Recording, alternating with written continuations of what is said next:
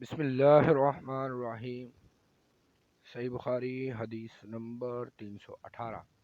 حضرت انس بن مالک رضی اللہ تعالی عنہ سے روایت ہے، وہ نبی صلی اللہ علیہ وسلم سے بیان کرتے ہیں، آپ نے فرمایا، اللہ تعالیٰ رحم مادر میں ایک فرشتہ مقرر کر دیتا ہے جو عرض کرتا ہے، اے پروردگار، رحم مادر میں یہ نطفہ ہے، اے رب یہ علقہ یعنی خون بستہ ہو گیا، اے رب اب یہ گوشت کا لوتھڑا بن گیا۔